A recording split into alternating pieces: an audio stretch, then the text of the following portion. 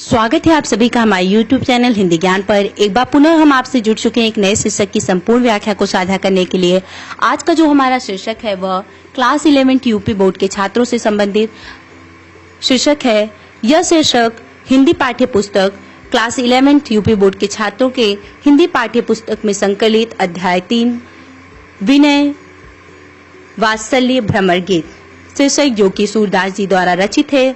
इन शीर्षक के संपूर्ण पद्यांशों की व्याख्या को हम इस वीडियो में साझा करेंगे। इस वीडियो में हम आपसे सिर्फ विनय और वात्सल्य को साझा करेंगे तथा इसकी अगली कड़ी में हम भ्रमर गीत के पद्यांशों को साझा करेंगे।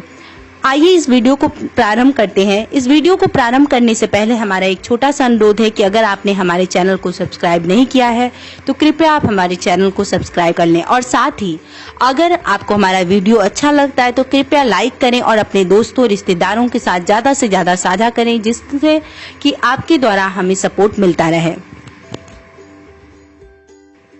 कृष्ण भक्ति शाखा के कवियों में अष्टछाप की कवि ही प्रधान है और उनमें भी श्रेष्ठतम कवि हिंदी साहित्य के सूर्य सूरदास जी हैं। हिंदी साहित्य के अन्य कवियों की भांति सूर की जन्मतिथि भी संदिग्ध है। सूर का जीवन वृत्त अभी तक शोध का कार्य बना हुआ है। अनेक साक्ष्यों के अवलोकन के उपरांत सूरदास का जन्म संवत 1535 क्रम में सन 1478 ईस्वी में वैशाख शुक्ल पक्ष पंचमी गुरुवार को मानना उपयुक्त जान पड़ता है। कुछ विद्वान सूर का जन्म स्थान सिही मानते हैं तो बहुतेरे रुनकता आईने अकबरी के आधार पर इनके पिता का नाम रामदास था। इनके जन्म एवं स्थान आदि को पद्य में एक साथ इस प्रकार समेटा जा सकता है। रामदास सुत सूरदास ने जन्म रुनकता में पाया, गुरु वल्लभ उपदेश ग्रहण कर कृष्ण भक्ति सागर लहराया। कहा जाता है कि सूर जन्मांध थे, अर्थात जन्म से ही अंधे थे। भारतेंदु हरिश्चंद्र ने भी इन्हें जन्मांध बताया है। वह इस असार संसार को न देखने के वास्ते आंखें बंद किए थे। भगवत भक्ति की इच्छा से सूर अपने पिता की अनुमति प्राप्त कर यमुना के तट गौघाट पर रहने लगे। वृंदावन की तीर्थयात्रा पर जाते हुए इनकी भेंट महाप्रभु वल्लभाचार्य से हुई, जिनसे सूरदास ने दीक्षा ली। महाप्रभु इन्हें अपने साथ ले गए और गोवर्धन पर स्थापित मंदिर में अपने आराध्य श्रीनाथ जी की सेवा में कीर्तन करने को नियुक्त किया। सूर नित्य नया पद बनाकर और एक तारी पर गाकर भगवान की स्तुति करते थे। कहा जाता है कि इन्होंने 1.25 लाख पद रचे, जिनमें से लगभग 10 सहस्त्र ही अब तक उपलब्ध हो सके हैं, परंतु यह संख्या भी इन्हें हिंदी का श्रेष्ठ महाकवि सिद्ध करने में पर्याप्त है। सूरदास जी को अपने अंतिम समय का आभास हो गया था। एक दिन ये श्रीनाथ जी के मंदिर में आरती करके पारसौली चले गए और वहीं पर संवत 1640 विक्रम में अर्थात सन 1583 ईस्वी में इनकी जीवन लीला समाप्त हो गई। सूरदास के पदों का संग्रह सुर सागर है। साहित्य लहरी इनका दूसरा प्रसिद्ध काव्य ग्रंथ है। सूरदास द्वारा रचित सुर सरावली, गोवर्धन लीला, नाग लीला, पद संग्रह, सुर पचीसी आदि ग्रंथ भी प्रकाश में आए हैं, परंतु जगत विख्यात जो है वह सुर सागर ही है। आइए अब विनय एवं वात्सल्य शीर्षक के संपूर्ण पद्यांश को देखते हैं इस वीडियो में, और इस वीडियो की अगली कड़ी में हम आपसे भ्रमर गीत के संपूर्ण पद्यांशों को साझा करेंगे।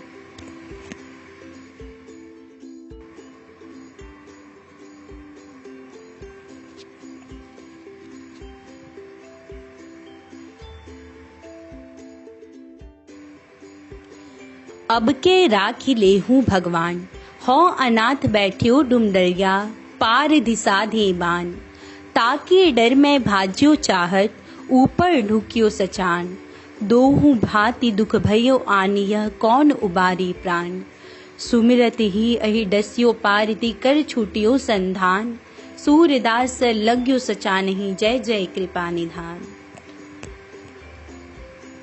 मेरो मन अनंत कहाँ सुख पावे, जैसे उड़ी जहाज को पंछी फिरी जहाज पर आवे, कमल नैन को छाड़ी महातम और देव को ध्यावे, परम गंग को छाड़ी प्यासो दुर्मति कूप खनावे। जिन्हीं मधुकर अम्बुज रस चाख्यो क्यों करील फल भावे। सूरदास प्रभु कामधेनु तजी छेरी कौन दुहावे। प्रस्तुत पद में कवि भगवान की दयालुता का वर्णन एक घटना के माध्यम से करना चाहता है। एक पक्षी वृक्ष की डाल पर बैठा हुआ है, ऊपर बांझ मंडरा रहा है, नीचे बहेलिया निशाना साधे हुए है। ऐसी विकट परिस्थिति में भगवान किस प्रकार उसकी रक्षा करते हैं, उसी का चित्रण कवि प्रस्तुत पद में करता है। पक्षी अपनी असहाय अवस्था में भगवान से निवेदन करता है, अब के राखिले हूँ भगवान, हो अनाथ बैठियो द्रुम डरिया पार दिशा दे बान। हे भगवान, मैं वृक्ष की डाल पर अनाथ बैठा हुआ हूँ। पारधी अर्थात बहेलिया नीचे से निशाना लगाए हुए हैं, ताकि डर में भाज्यो चाहत, उसके भय से मैं भागना चाहता हूँ। ऊपर ढुकियो सचान, किंतु देखता हूँ कि ऊपर सचान अर्थात बाज अपनी घात में मंडरा रहा है। दोहु भांति दुख भयो आनी, यह कौन उबारी प्राण। इस प्रकार दोनों दशाओं में मेरे लिए संकट आ गया है। मैं असहाय हूँ, मेरे प्राणों की रक्षा अब कौन करेगा। सुमिरत ही अहिडस्यो पारधी, सुमिरत अर्थात स्मरण करते ही अहि अर्थात सर्प सांप, डस्यो पारधी बहेलिए को डस लिया। कर छूटियो संधान, कर अर्थात उसके हाथ से बाण छूट गया।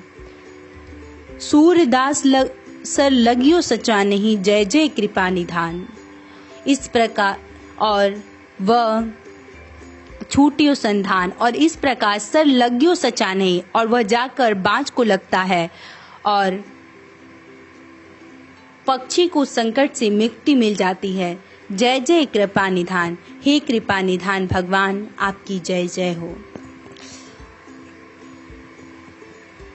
प्रस्तुत काव्य पंक्तियों में ब्रज भाषा एवं शांत भक्ति रस का प्रयोग किया गया है। अगली पंक्तियों में मेरो मन अनंत कहाँ सुख पावे, जैसे उड़ी जहाज को पंछी फिरी जहाज पर आवे। कमल नैन को छाड़ी महात्म और देव को ध्यावे, परम गंग को छाड़ी प्यासो दुर्मति खूब खनावे। जिन्हीं मधुकर अम्बुज रस चाख्यो क्यों करील फल भावे।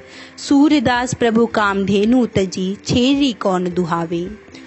हे भगवान, मेरो मन अनंत कहाँ सुख पावे। अनंत अर्थात अन्यत्र, दूसरी जगह। हे भगवान, मेरा मन आपको छोड़कर अन्यत्र कहाँ सुख पा सकता है। जैसे उड़ी जहाज को पंछी फिर जहाज पर आवे। मेरी दशा ठीक उसी जहाज के पक्षी की तरह है, जो समुद्र में जहाज से उड़कर अन्यत्र जाना तो चाहता है, किंतु फिर कहीं सहारा न पाकर उसी जहाज पर आ जाता है। अर्थात कहने का आशय यह है कि जहाज पर बैठा एक पक्षी जमीन की तलाश पर में दूर दूर तक उड़ता है, परंतु उसे कहीं भी जल के सिवा जमीन नजर नहीं आती, तो वह पुनः उसी जहाज पर आकर बैठ जाता है। कमल नैन को छाड़ी महात्म और देव को ध्यावे। मेरा मन भी इस संसार रूपी सागर में ईश्वर के अतिरिक्त कहीं अन्यत्र सुख नहीं पा सकता। वे लोग महामूर्ख हैं जो कमल के समान नेत्र वाले भगवान को छोड़कर अन्य देवताओं की उपासना के लिए दौड़ते फिरते हैं। परम गंग को छाड़ी प्यासो दुर्मति कूप खनावे। उनकी दशा ठीक वैसी ही है जैसे मूर्ख लोग प्यास लगने पर पवित्र गंगा को छोड़कर कुआं खुदवाने लगते हैं। जिन्हीं मधुकर अम्बुज रस चख्यो क्यों करील फल भावे। भला जिस भौरे रूपी भक्त ने कमल अर्थात ईश्वर रूपी प्रेम के रस को चख लिया हो, वह तीखे करील फल अर्थात अन्य देवताओं की भक्ति का आनंद क्यों चखेगा। सूरदास प्रभु कामधेनु तजी, छेरी कौन दुहावे। सूरदास जी अगली पंक्तियों में कहते हैं कि जिसे मनोवांछित फल प्रदान करने वाली कामधेनु उपलब्ध है, वह बकरी का दोहन क्या कराने जाए। अर्थात जिसे ईश्वर प्राप्त है, वह अन्य देवताओं की उपासना क्यों करने जाए। प्रस्तुत काव्य पंक्तियों में ब्रज भाषा, शांत एवं भक्ति रस का प्रयोग किया गया है। वात्सल्य हरि जो की बाल छवि कहाँ बरनी, सकल सुख की शिव कोटि मनुज शोभा हरनी। भुज भुजंग सरोज नैननी, बदन विधुजित लरनी। रही विवरणी सलील, नभ उपमा अपर दूरी डरनी। मंजू मेचक मृदुल तनु, अनुहरत भूषण भरनी। मनहु सुभग सिंगार शिशु तरु, फरियो अद्भुत फरनी।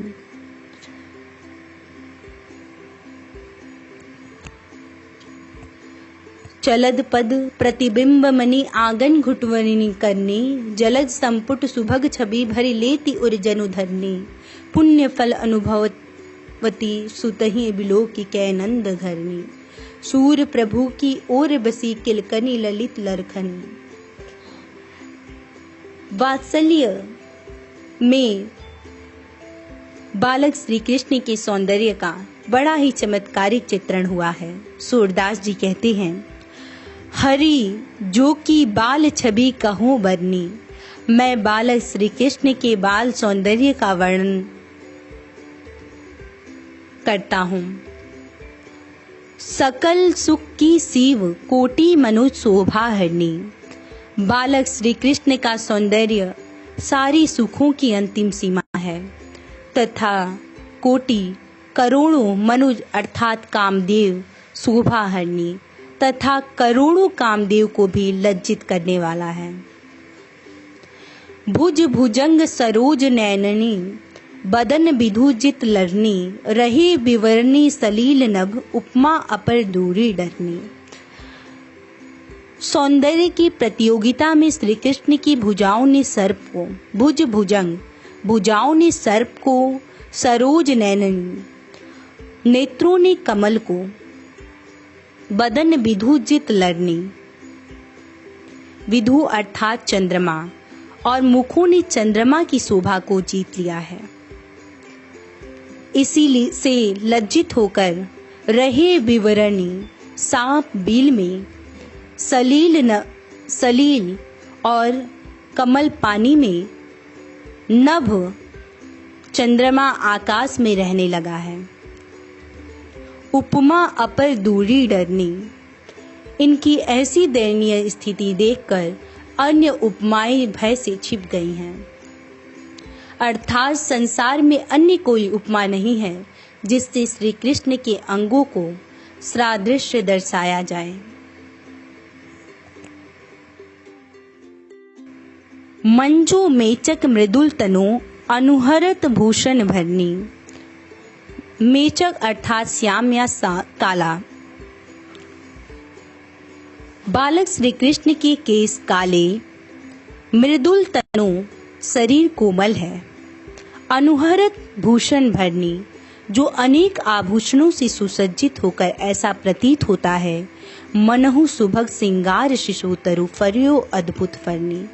मानो हर सिंगार रूपी छोटे पौधे रूपी बाल कृष्ण रूपी शरीर पर अद्भुत फल अर्थात आभूषण फले हों। चलत पद प्रतिबिंब मणि, आंगन घुटवरिणी करनी। जलज संपुट सुभग छवि, भरी लेती उर जनु धरनी। पुण्य फल अनुभवती, सूतहि बिलोक की कै नंद घरनी। सूर्य प्रभु की उर बसी, किलकनी ललित ललखनी। मड़ियों में जड़ी आंगन में बालक श्री कृष्ण के कमलवत हाथ पैर प्रतिबिंबित हो रहे हैं। जलज संपुट सुभग छवि, भरी लेती उर जनु धरनी। तो ऐसा प्रतीत होता है मानो पृथ्वी संपुटित कमल के सौंदर्य को अपने हृदय में भर रही हो। पुण्य फल अनुभवती सूतहि बिलो की कै नंद घरनी। नंद जी की पत्नी जशोदा बालक श्री कृष्ण के ऐसे सौंदर्य का दर्शन करके अपने पूर्व जन्म के संचित पुण्य फल का अनुभव करती हैं। सूर्य प्रभु की उर्वशी किलकनी ललित लखनी, और उनके हृदय में बालक श्री कृष्ण की किलकारी तथा सुंदर लड़खड़ाहट बस गई है। प्रस्तुत काव्य पंक्तियों में वात्सल्य का बड़ा सुंदर चित्रण हुआ है। प्रस्तुत काव्य पंक्तियों में छंद, गेय पद, भाषा ब्रज एवं अलंकार, अनुप्रास, उपमा, अतिशयोक्ति, प्रतीक, उत्प्रेक्षा का बहुत सुंदर वर्णन किया गया है। आज के लिए बस इतना ही। हम पुनः जुड़ेंगे आपसे एक नए शीर्षक को लेकर। तब तक के लिए धन्यवाद। जय हिंद, महादेव।